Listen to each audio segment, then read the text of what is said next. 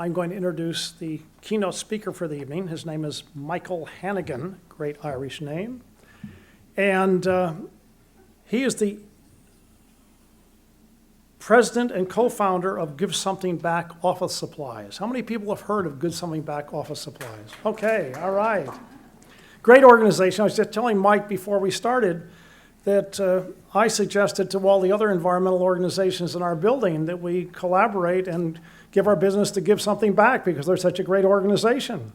And I encourage all of the organizations, particularly the nonprofits here, but you deal with the for-profits as well, right? Third largest in California. Third largest in California, to give your business to this wonderful organization. It's modeled on Newman's own food companies, giving a high percentage of their profits to nonprofit organizations selected by their customers and employees. So it's a terrific model. We like to support them, and it's great that they support us.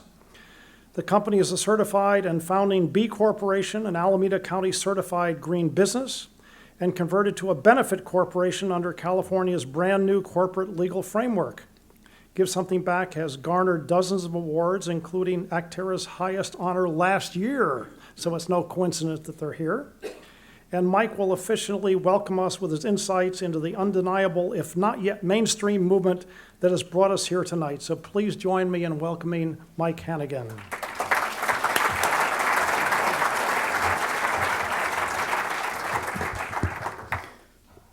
Thanks for inviting me, and thanks for Acterra for creating a spotlight for all this important work, which you're going to see some really spectacular stuff in a few minutes. But let me just clarify, since I have the mic here.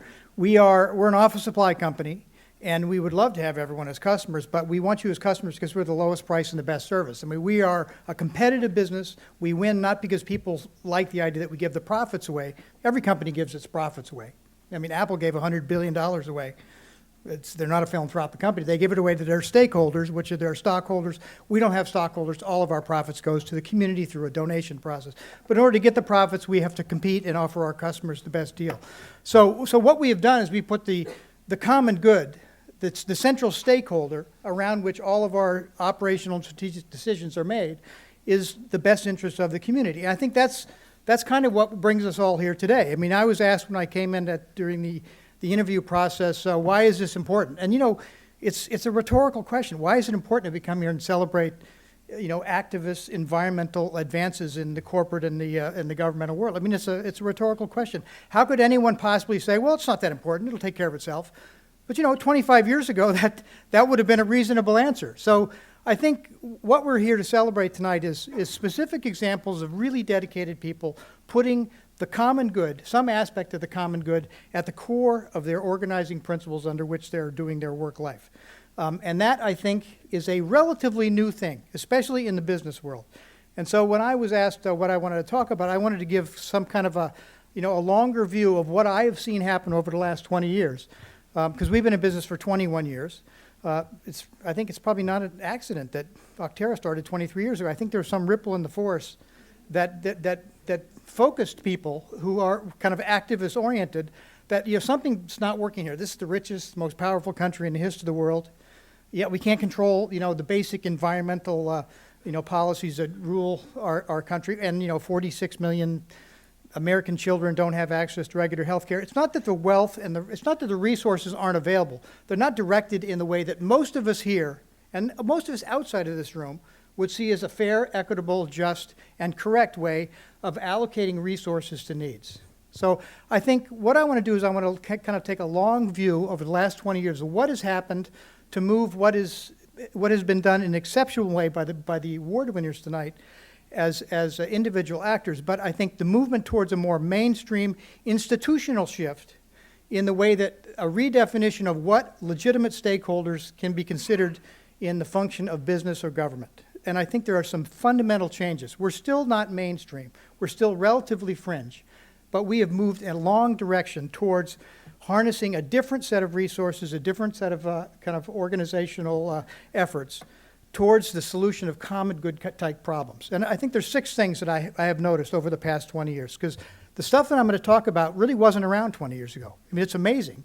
And we take it for granted now. So it's just like we take the nonprofit world for granted. The nonprofit world is like 100 years old in the United States. Didn't always exist.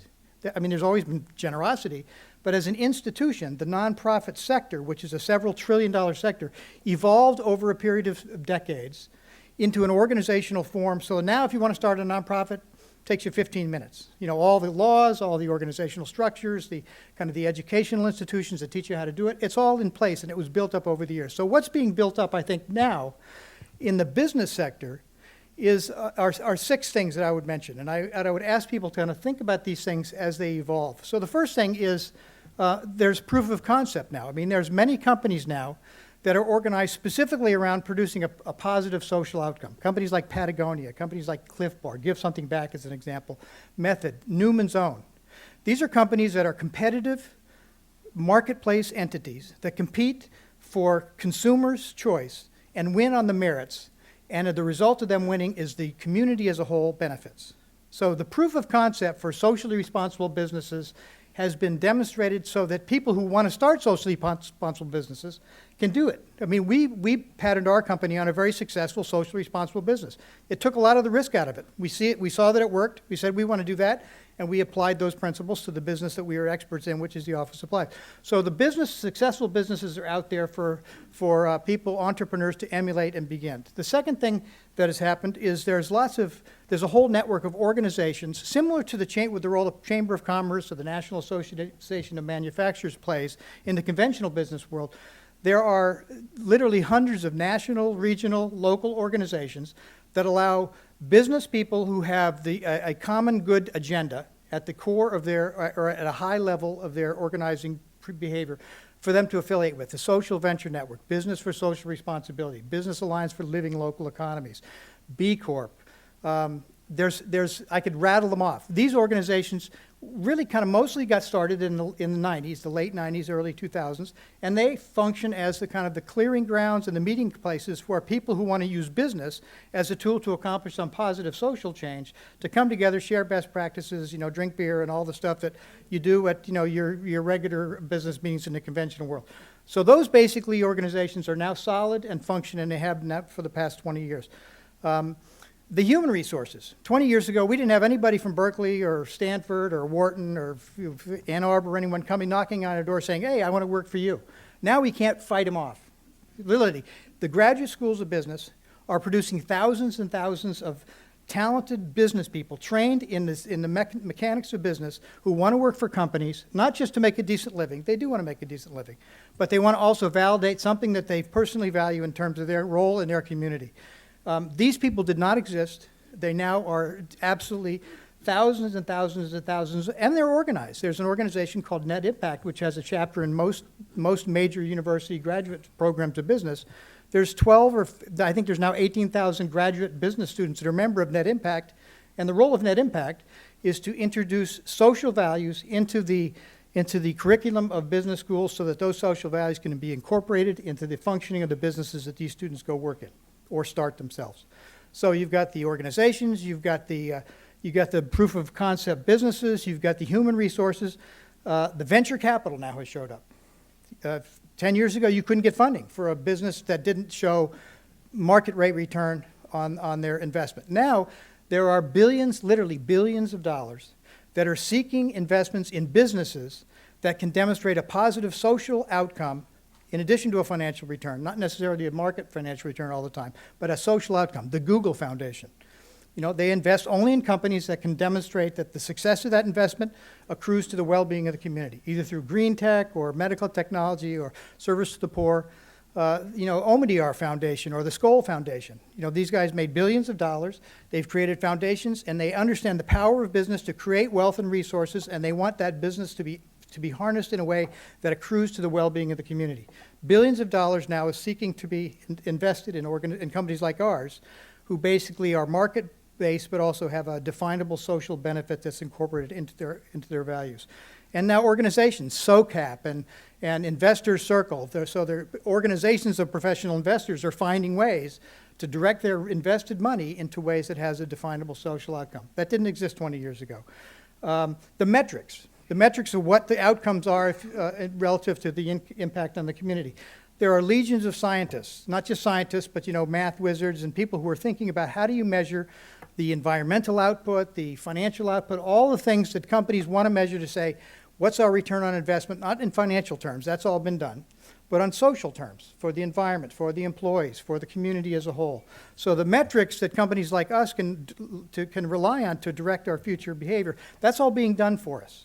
So, and finally, and the most important of all, and most people probably are not quite aware of this, but in California and in now 14 other states, the legislatures and the governors of those states have passed legislation that creates a unique business form previously unheard of in the United States. In California, prior to January 3rd, 2012, a corporation had the responsibility to primarily consider the interests of their investors. Now, that doesn't mean companies can't do responsible things, but they were ultimately accountable to their investors as the only named financial interests that they could legally be accountable to. The law changed in January 3rd to create what's called a benefit corporation, which we converted to. It allows for the bylaws and the charters of a corporation to establish within the charter stakeholders other than investors that the company is obligated to consider in its operating. So in our charter, for example, it says all our profits are going to be donated to nonprofit organizations. That's the law now. The law requires us to do that unless 67% of the stockholders would change that law. So that does something very interesting. It protects our social mission against investment who may change their mind. So if you had money you want to invest and give something back, you're investing based on the charter, that you understand that the profits are going to be donated. You can't change your mind later on. You can't sell it to somebody else who has a different idea and wants a return on their investment. Previously, that is unheard of. And that allows for the businesses that are started by social entrepreneurs to protect their social mission in a way that legally has been impossible. So that allows companies like us now to go seek investors to really scale to the multi-billion-dollar level that is ultimately our goal. So, so those 6 things have evolved really over the last 20 years. They didn't exist. And, if you look at the long term, we are still in a bit of a bubble. I mean, everyone wants to do the right thing. Now, kind of the institutional framework have been falling into place. So all those things now allow for somebody who wants to do the right thing in a business format to graft onto a system of laws, organizational structures, everything else that's been done for them that makes it much easier. So the pioneers that we're going to see tonight, the people who figured this out on their own and developed these things you're going to see in the videos today, out of a commitment to their social values and implementing those social values into their business and organizations. The pioneers that kind of hack through the underbrush in order to figure out how to do it.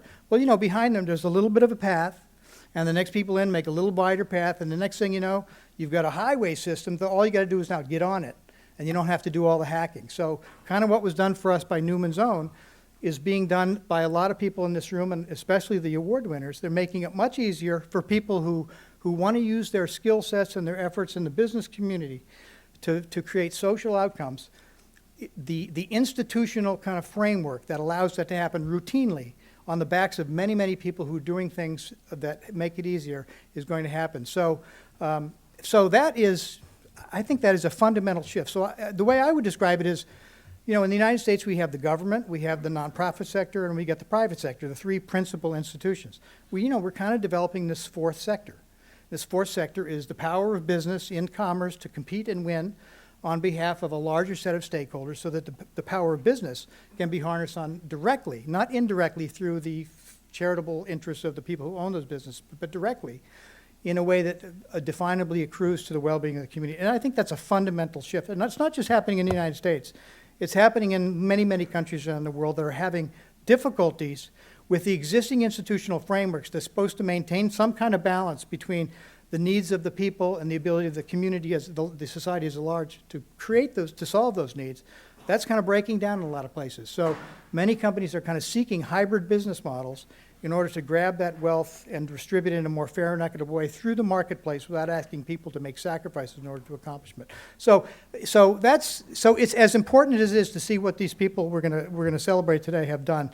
What's more important is that the role they're playing as pioneers in the development is kind of the structural change that will allow this, what we've done as individuals to be able to scale to much, much larger societal stage. So I think that's good news. And we're still not there yet, obviously, because we have so many social problems, but the resources that are going to be available to us by harnessing this additional tool, the power of business, is unimaginably powerful. So I'm feeling somewhat optimistic about that. But on the other hand, we have to work and continue to work in that direction. So I think it's important for all of us to think about not just what each of us individually does, but recognize we're part of a movement, and that movement is moving in a direction of connecting what we all would agree is the best for our societies, to find ways institutionally to create good common public outcomes in the routine acts that we do every day. So with that, I want to turn it back over to our MC, and who will introduce the heroes we're going to celebrate tonight, who spent